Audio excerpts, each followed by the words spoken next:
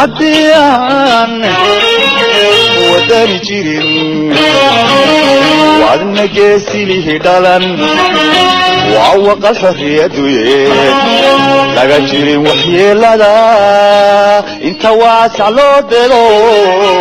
وقتي لغو مقاتين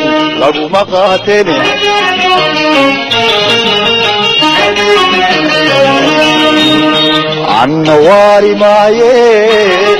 انت انوتكو ايدين وحيوه اسايستان واجباي ساراني على كايغا ولعليو اول والد كايغو بسم الله الرحمن الرحيم الحمد لله رب العالمين والصلاة والسلام على أشرف الأنبياء والمرسلين سيدنا محمد وعلى آله وصحبه وسلم آدي باني سلامي دمان بلشوين كصوماليات إضافات دنيا كردجن قارهان بلشدا صوماليات إديجان كصوماليدا إثيوبيا أنت أسكديب واحد جعل هاي إن عن فرين كوبان أو أرمها هلجن كبربارتا كوسابسان أنتبيو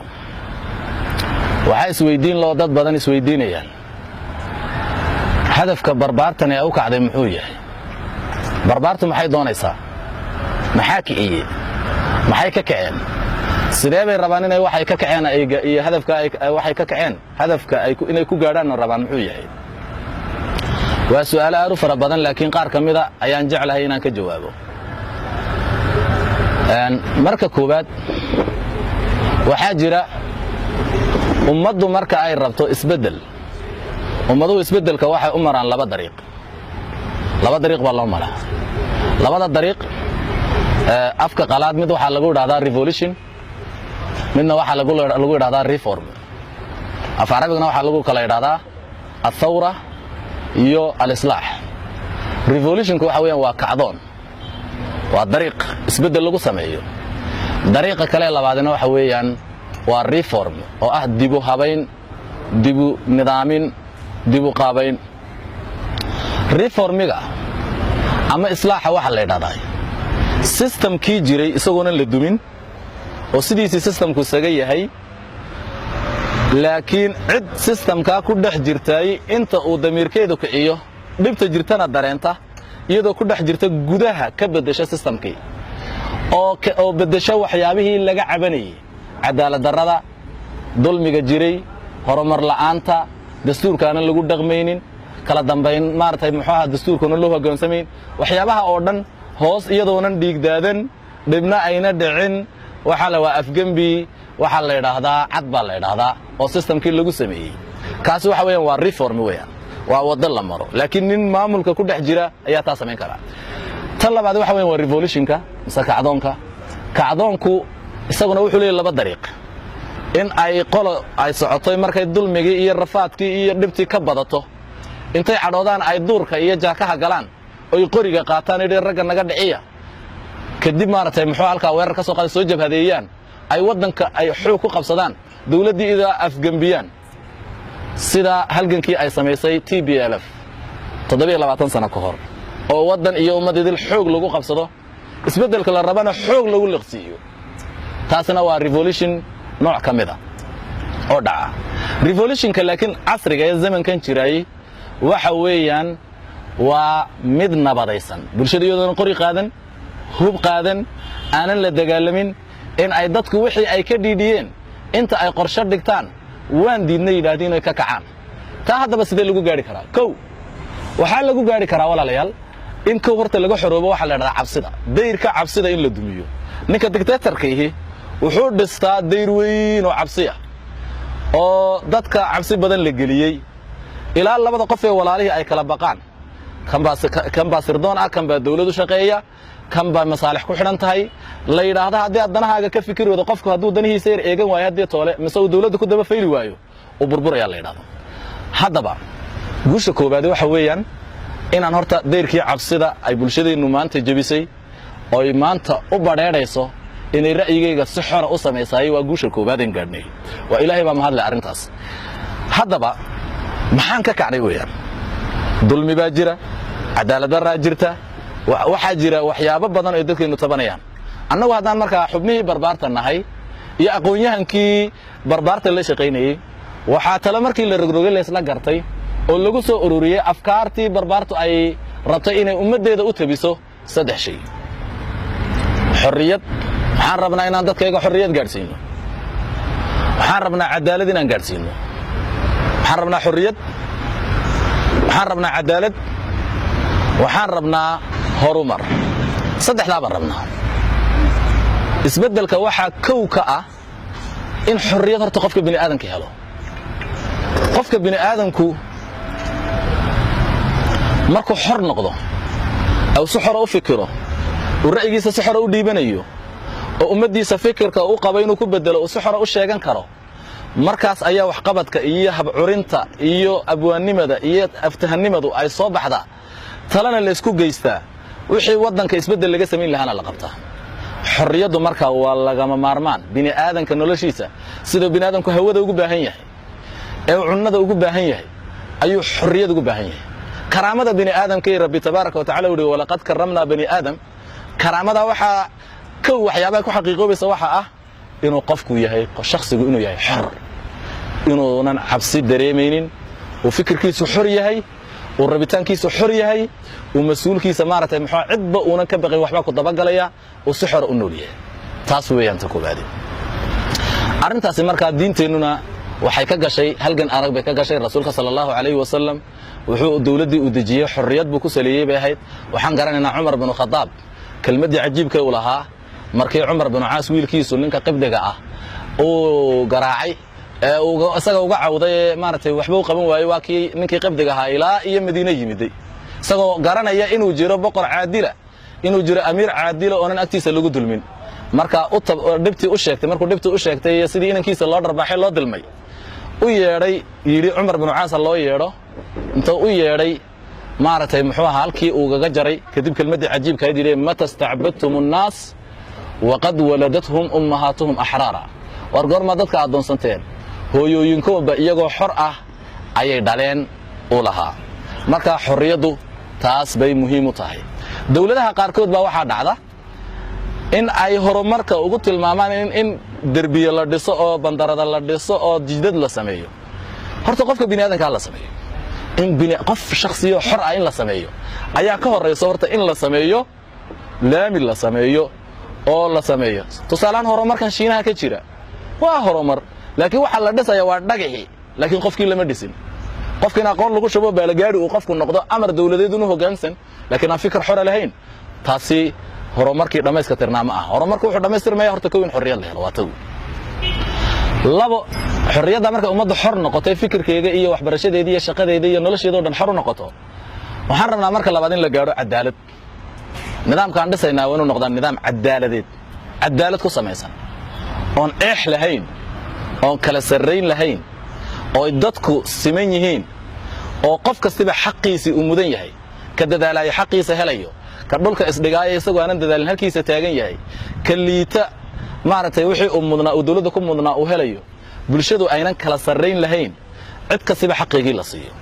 cadaaladda marka la helo halka cadaaladeed marka lagu hoos noolaado ayaa labada xorriyadda iyo cadaaladda markay dhalato ayaa waxaa ka dhalanaya qorshihii haddii toole in labada marka la isku daro dad xor ah isla markaana nidaam cadaaladeed la dhaliyay labada marka la isku keenaa waxa dhalanaya horumar baa dhalanaya horumar marka ummadeeda waxaan ugu baaqaynaa xorriyad baan ugu baaqaynaa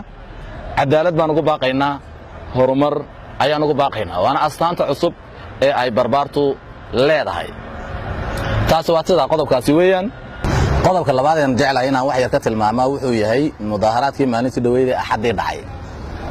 runtii annagoo rabna in aan cabirno taageerada ballaadhan ee ay barbaartu iyo bulshaweynta Soomaaliyeed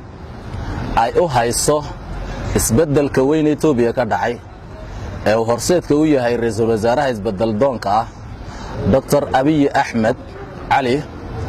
ayaa maalintii dhaweyto aan isku soo bax ballaadhan oo daafaha magaalada la isaga yimiday ay barbaartu ku samaysay si qurux badan baana looga mudaharaaday looguna soo bandhigay taageerada loo hayo muxuu ahaa ra'iisul wasaare Dr. Abiy Ahmed iyadoo dhalinyartu ka ku dhawaaqaysay meesha intii la joogayna dhalinyartu wixii jira waxay sheeganayeen inay magaalada leeyihiin oo annaga wadanka yaala annaga la way lahaayeen dhalinyarta kale Oromaduna saasoo kale way garab lahaayeen cid weeraraysana ma jiro sidoo kale amxaartu madaalib waxay qaadanayeen 40 20 lagu maamulo Dirdhaba aan diidanahay bay lahaayeen annaguna waxaan garab lahayn konton waana mashruuc aan ku tala jirno insha Allah taala inaan kula halgano annagoo walaalaheen Oromada isku raacayna sidaa oo nabadeed kadib barbaartii dhalinyartii magaaladu markii la soo noqday Oromadii iyo Soomaalidii wuxuu gudahooga ku jiray bay cabireen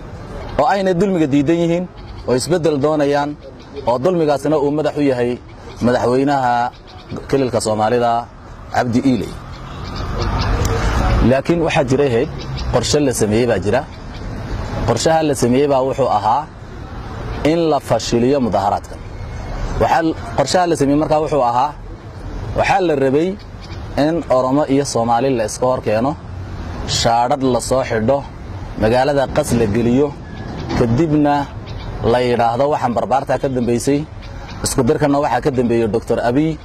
ayaa ka dambeeyay oo yiri magaalada Dirdhaba Soomaali baa leh sheeko noocaas ah ayay wadwateen laamihii amniga ah iyo barbaartuba intay ay ka shaqo galeen ayay arintaasi halkeedii ku joojiyeen markii ay ka fashilantay mashruucaasi uu ka fashilmay ayaa intii dadkii mudaharaadaysay intay hor joogsadeen ayaa Sesta Hotel intay ku sugeen ayaa waxay dheen lacagna waan siinayna shimiisyana waan haynaa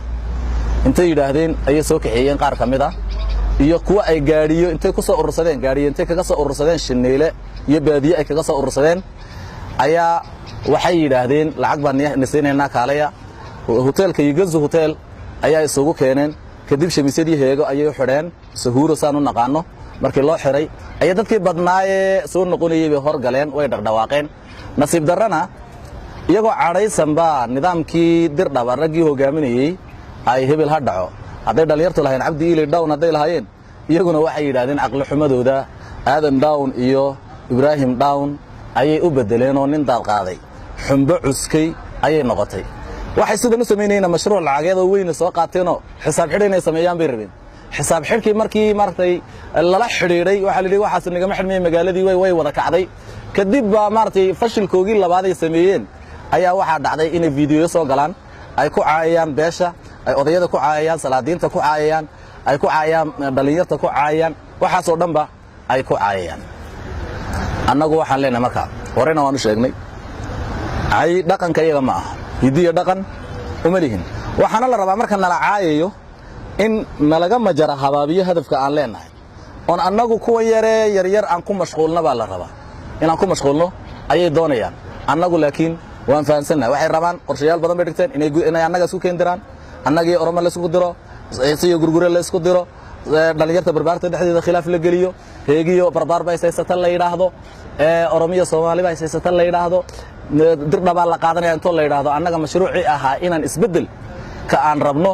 nalagu mashquuliyo Dirdhaba nalagu mashquuliyo ayay rabaan laakiin taas barbaartu way baraarugsan tahay aqoonyahankooga baraarugsan arintaasi waa la isla gartay annagu magaaladeeda hadaan Soomaalinahay annaga difaacanayna sida loo difaacdo waan garanayna sida ummadaha loola noolaado waan garanayna isbedelka sida looga qayb qaatana waan garanayna way ku fashilmeen waxaan leenahay marka kuwa xaytamaya waxa la yiri araba waxay tiraahdaa tamakhadha aljabalu fawalada fa'ran waxa buurba foolatay baa la yiri marka bay jiir bay dhashay baa la yiri deeragii mas'uuliyiinta ahaayee maanta dad bay matalayaan la lahaaba sidaan noqday rag in badan aamusnaa ayaa bal muxuu ninkan la foolanaya bal ayaan islayn war bal aamuskiisa ku khayr qabaa bal islaha laakiin jiir buu dhalay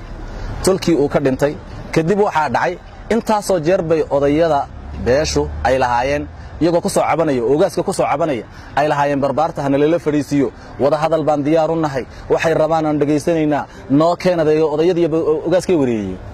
dhalinyartii hadii iyaga odayadoodii iyo ogaaskoogii dhageysanaya bay shirka ka qayb galeen wixii codsi haysteen oo dhan bay u gudbiyeen codsiga waxa kow ka ahaa war raggan haday wax qabanayaan dhalinyarta ku xidhan jigjiga bal ha soo sii daayaan hadday awood leeyihiin bay awood hadday leeyihiin dhalinyarta jigjiga ku soo sii daayaan annaga iyagoo dhalinyarteeda xidhan tahay raggan wada hadal lama samayn karno kadibna caydan ay dadka caytamayaan annagu ma caytanay ha joojiyaan bay ahayd waxaa dhacday maalin kasta iyagaas fashilinaya ugu dambayntii waxay sameeyeen in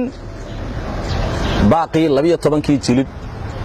ciise ka samaysnaa iyo ogaaskii oo ahaa meesha ugu sarreysay ciise looga taliyo in ay baaqoogii wada hadal ay diidaan kadib beeshii city waxay qaadatay go'aan ah iyagoo dhalinyartii iyo odayadii iyo ogaaskii iyo aqoon-yahanadoodii oo dhani isku duuban yihiin in ay noqdaan reer city iyo 4 dhooni qaatayaal inay noqdaan baa la isku raacay dirdhabana maanta way xorowday iyagaa lagu daba jiraa kooxaadii toole firigtii ugu dambaysay ku jiraan waxaan leenahay barbaartu ha guulaysato waxaan ku dhawaaqaynaa xorriyad cadaalad horumar والسلام عليكم محديان ودان جيرين وعدنا جيسي ليه دالان وعوق الحرية دوين لغا جيرين وحيلا دا انت واسع لو دلو وقت لغو مقاتين